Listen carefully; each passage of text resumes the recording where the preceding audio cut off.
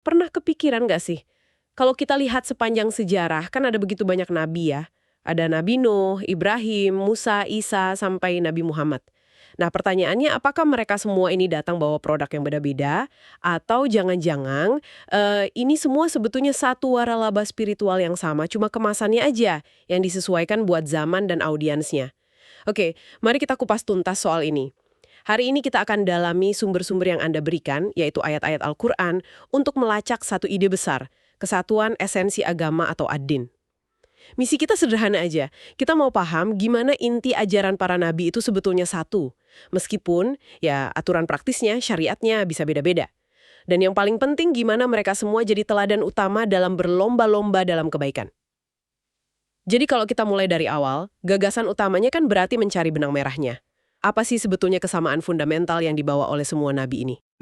Yang menarik di sini adalah bagaimana sumber-sumber Anda itu langsung bikin pemisahan yang sangat jelas antara ad-din dan syariat. Oke. Coba bayangin begini deh. Ad-din itu ibaratnya sistem operasinya, operating systemnya, fondasinya, inti keyakinannya.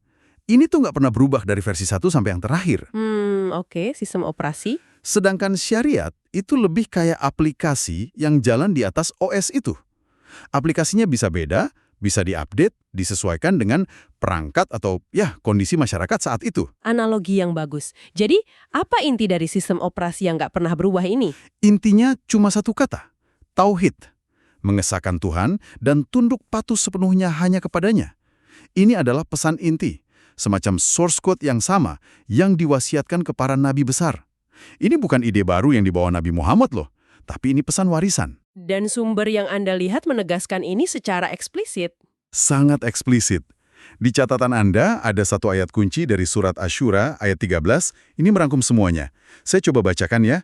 Syara'a lakum minad dini ma wassa bihi Nuha walladzi auhayna ilaika wa ma wassayna bihi Ibrahim wa Musa wa Isa an aqimud dina wa la tatafarraqu fih.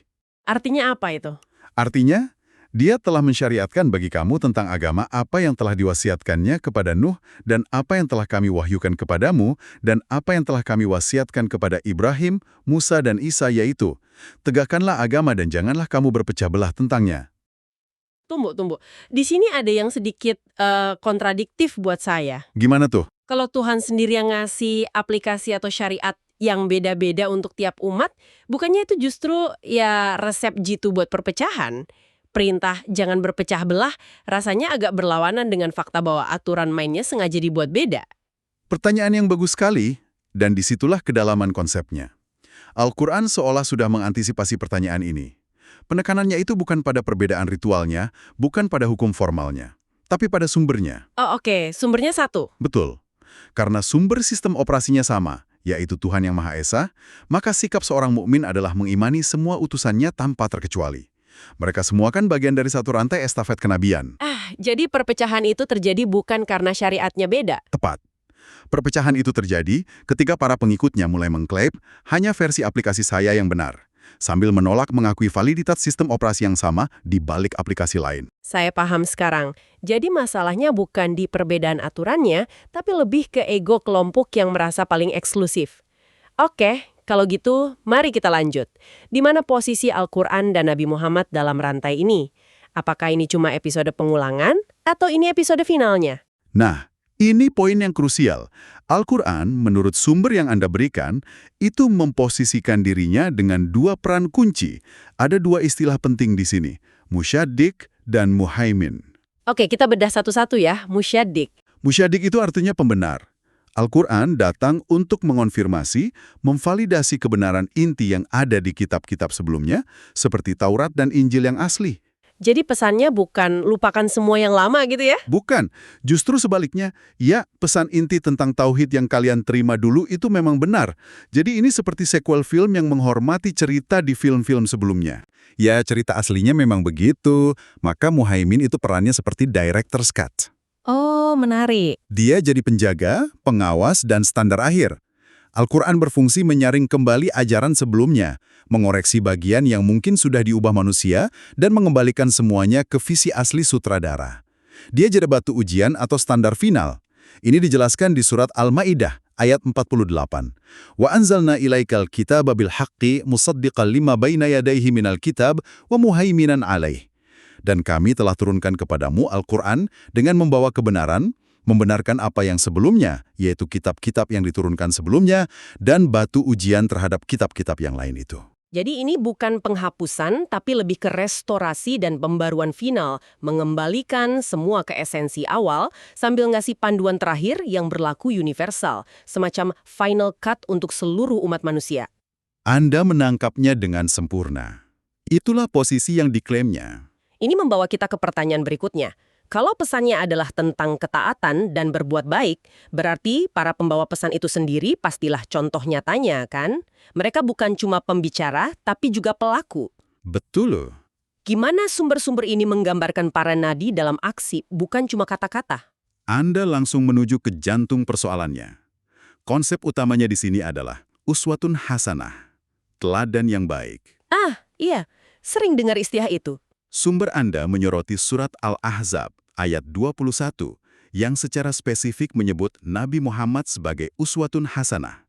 Bunyinya kan, laqad kana lakum fi Rasulillah uswatun hasanah.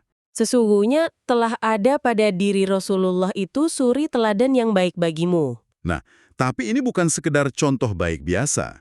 Ini lebih dalam. Ini semacam blueprint atau cetak biru kehidupan yang sudah teruji.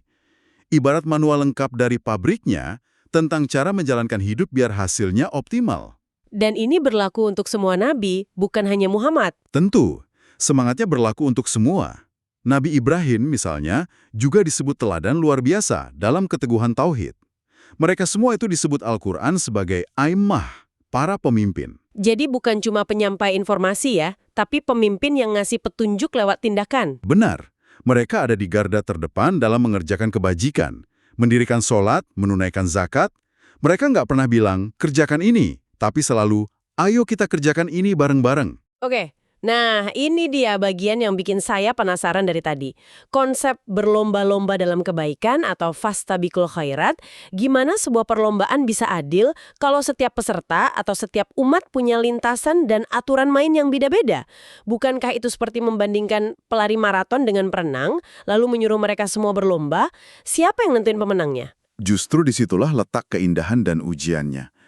Ayat yang sama yang kita bahas tadi, Surat Al-Ma'idah ayat 48, setelah menyebutkan bahwa setiap umat memang diberi syariat, syir'ah, dan jalan, minhaj, ayat itu langsung ditutup dengan perintah. Fastabiqul khairat. Nah, artinya apa? Gimana tuh? Artinya fokus perlombaannya bukan pada siapa yang punya aturan paling hebat atau membanding-bandingkan aturan itu sendiri. Perlombaannya itu sifatnya internal bagi tiap komunitas. Internal maksudnya? Maksudnya, ini tentang siapa yang paling taat, paling tulus, dan paling berkualitas dalam menjalankan panduan yang telah diberikan kepada mereka. Tuhan nggak membandingkan pelari maraton dengan perenang. Oke. Tuhan menilai seberapa sungguh-sungguh si pelari maraton berlari di lintasannya dan seberapa hebat si perenang berenang di kolamnya. Jadi perlombaannya itu soal kualitas, ketaatan, dan keikhlasan. Bicara soal keikhlasan, ini pasti jadi pilar utama keteladanan mereka. Sulit kan berlomba dalam kebaikan kalau ada motif tersembunyi? Tepat sekali. Ini pilar yang sangat fundamental. Sumber Anda menunjukkan bagaimana Al-Quran berulang kali menceritakan para nabi, Nuh, Hud, Sholih, dan lainnya, selalu bilang hal yang sama ke kaumnya. Apa itu? Aku tidak meminta imbalan apapun darimu atas semua ini. Upahku semata-mata dari Tuhan semesta alam. Ini kan deklarasi kemurnian niat. Benar juga. Jadi, kompetisi kebaikan yang mereka ajarkan itu harus murni, bukan buat cari popularitas, kekayaan, atau kekuasaan. Ditambah lagi kualitas kedua, kesabaran. Mereka dicaci, diusir, diancam dibunuh, tapi mereka tetap sabar dalam perlombaan mereka. Jadi, menjadi teladan itu bukan cuma soal apa yang mereka lakukan, tapi juga tentang apa yang tidak mereka cari, yaitu imbalan duniawi. Ini ngasih dimensi yang beda banget ya ke konsep kebaikan itu. Benar. Dan ada satu lapisan terakhir yang sangat penting. Kebaikan ini bukan cuma soal ritual individu atau akhlak personal. Ada tujuan sosial yang lebih besar. Maksudnya gimana? Sumber-sumber Anda mengutip sebuah ayat dari surat Al-Hadid.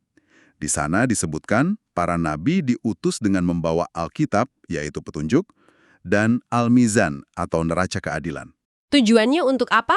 supaya manusia bisa menegakkan keadilan.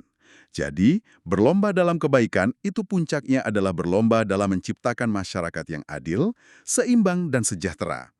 Kebaikan sosial itu adalah buah termanis dari kebaikan individual. Wow, jadi ini bergerak dari teologi yang abstrak ke aplikasi personal dan akhirnya ke implikasi sosiopolitik, kerangka yang lengkap sekali. Betul. Dari keyakinan di hati, jadi perbuatan sehari-hari, sampai ke dampaknya bagi peradaban. Oke, mari kita coba rangkum semua ini. Dari penelusuran kita, gambaran yang muncul sangat jelas. Pesan para nabi itu pada dasarnya satu sistem operasi yang sama. Tunduk dan patuh pada Tuhan yang esa, atau tauhid. Dan peran mereka sebagai teladan menunjukkan bahwa ketundukan itu bukan konsep yang pasif. Ia diwujudkan lewat aksi nyata. Mereka itu blueprint hidup yang nunjukin cara berkompetisi dalam kebaikan. Dengan pelayanan tanpa pamrih. Dengan kesabaran luar biasa, dengan konsistensi, menjalankan aturan main yang berlaku untuk mereka. Dan yang terpenting, tujuannya untuk menegakkan keadilan di masyarakat. Sebuah kerangka yang luar biasa kuat. Ini mengubah cara kita memandang sejarah para nabi, bukan sebagai cerita-cerita terpisah, tapi sebagai satu narasi besar tentang bagaimana seharusnya manusia hidup. Sebagai penutup, kami ingin meninggalkan sebuah pertanyaan untuk Anda renungkan, berdasarkan semua yang sudah kita diskusikan. Kalau esensi semua agama dari Tuhan itu satu, yaitu tauhid dan ajakan untuk berlomba dalam kebaikan, bagaimana seharusnya kita memandang perbedaan syariat atau cara beribadah yang ada di antara manusia saat ini? Apakah kita harus melihatnya sebagai tembok pemisah yang memvalidasi eksklusivitas kita? Atau mungkinkah kita bisa melihatnya sebagai keragaman jalan, lintasan yang berbeda-beda, namun semuanya berpotensi menuju tujuan yang sama, mencari ridho Tuhan melalui kebaikan?